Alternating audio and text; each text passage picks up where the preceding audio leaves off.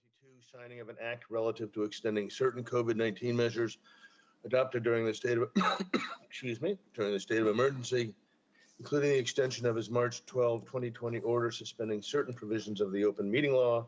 This meeting of the Chatham Finance Committee is being conducted in person and via remote participation. Every effort will be made to ensure that the public can adequately access the proceedings as provided for in the governor's order. Reminder that persons who would like to listen to this meeting while in progress may do so by calling the phone number 508-945-4410, using conference ID 384-384-565. Again, 945-4410, conference ID 384-384-565, hashtag or pound sign. Or one may join the meeting online via Microsoft Teams through the link in the posted agenda. Despite our best efforts, we may not be able to provide for real-time access, and we will post a record of this meeting on the town's website as soon as possible. According to town policy, the public can speak to any issue or business item on the agenda during the meeting when recognized by the chair. So with that, I'm gonna start by apologizing in advance for any coughing or sneezing I may do. I'm a bit under the weather, and I'm apologizing in advance. Let's have a roll call, shall we? Norm Avalar. Tommy Doan. Barbara Madison. Here. John Papalardo. Joanna Sprague. Here. Andy Young. Here. Kristen Andres. I know had a conflict arise. Tracy Shields. Here. Gets our long distance participation award, and the chair is present. We have a quorum that are clearly suffering the effects of spring break in Chatham. We are today going to have a final review of our report out to the select board, which is scheduled for this evening, on our perspective on the proposed FY24 fiscal year 24 budget. The document was circulated to everyone yesterday, aggregating all the inputs and comments that that people had made. Some minor tweaks in the original draft. Primarily, there was the deletion of the last paragraph regarding free cash, where a member thought I was being a little too flippant, or so I struck that on the good advice of one of our colleagues. So I guess any questions, observations on our report as concluded? If not, then I think what I'd like to do, and I'm happy to open it up to discussion, but I think what we'd like to do is have a vote in support of presenting the document to the select board this evening. I see Alex's hand is up. Alex, please. Thank you. Yes, I see in the first paragraph, it says developing the proposed fiscal year 2020 for a budget, third sentence. Oops. Oh, that's what happens when I dictate this. So 2024, I will make that change. Good, thank you for that, Alex. Any other observations that people may have? That's a good catch. Thank you. Andy, please. The only thought I had, and fortunately it was rather late coming to me, has to do with the quote of the second highest per capita debt load in the state, Yep. which, if you think about it, of course, makes sense because well more than half of our population are not residents. So per capita is the state count of our population, so they have to be residents. So it's artificially, in my sense, it's artificially high. At least when you say, in comparison to other towns in the state. Provincetown, for instance, is also very high, significantly higher, in fact. Yeah, the highest. I received your email on that, and I think you raised a very valid point. My intent was to address that comment in the talking points to the select board tonight. Perfect. Making note of that. Yep. I mean, just to make, have it out there so that people don't just immediately react, with horror. Yeah, no, that was a fair catch. It's a point we've made before, but it was a fair catch, and will be noted or annotated in tonight's talking points. Yeah, that was it. All right. Mr. Yes, Chair, Joanne. would it be fair to say that it's not per resident, but per taxpayer? I Because, brought with me, so the data comes from the Massachusetts Taxpayer Foundation in an annual document that they publish. I can look at their methodology. I assume that would be a fair thing to say, but It's- before asserting that, I would just want to verify that.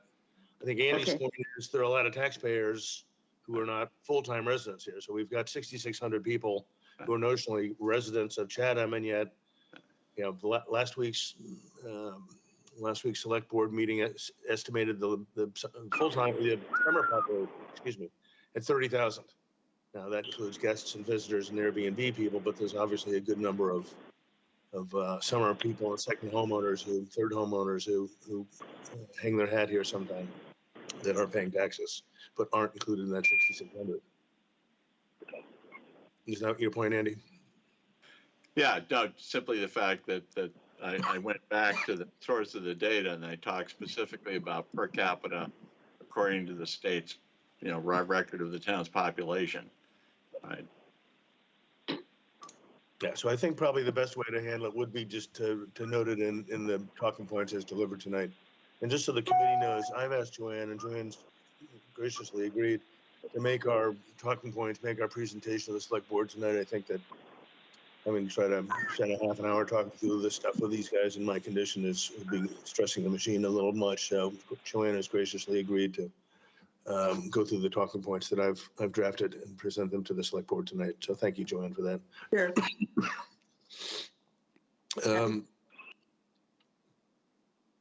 All right, Mr. other Chair? comment?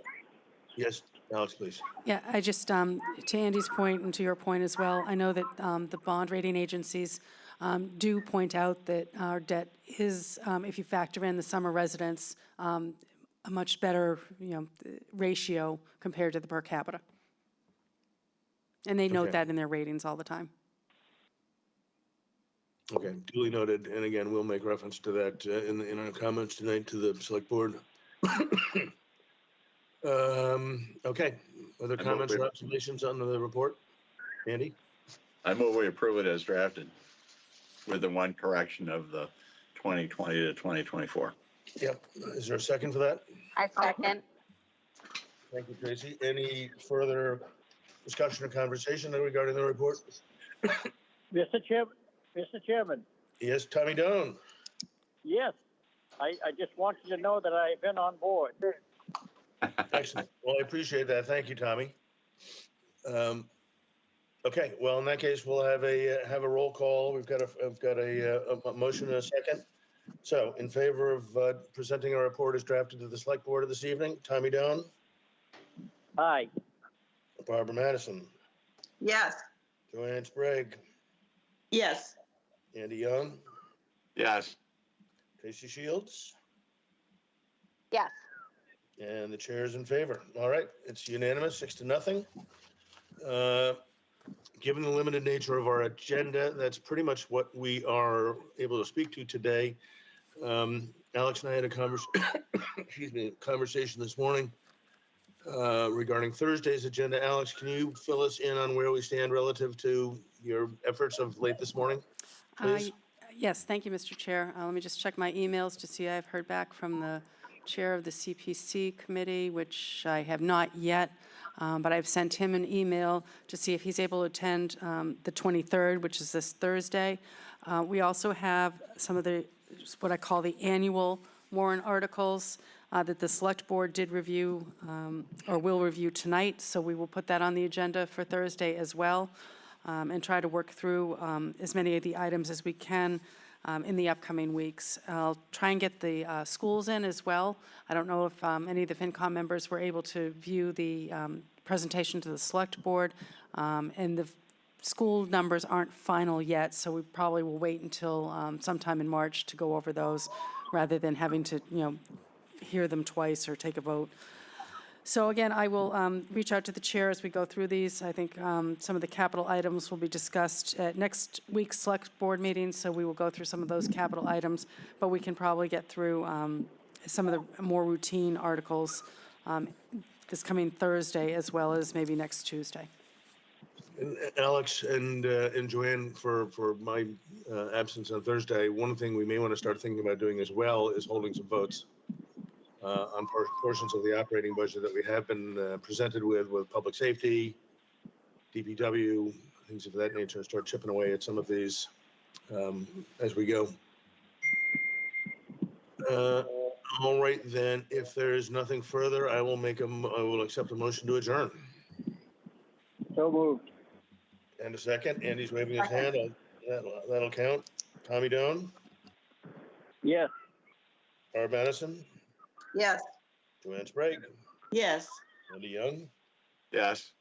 Tracy Shields, Yes. and the chair is in support. So thank you, everyone. I don't think that was our fastest meeting ever, but clocking in at 13 minutes, that's pretty good. So we can have the afternoon off, and I bid you a good day. Thank you. Thank you, Stephen. Take care. Thank you. Thank you. Thanks, Thank Tracy. you. Appreciate it. Feel better.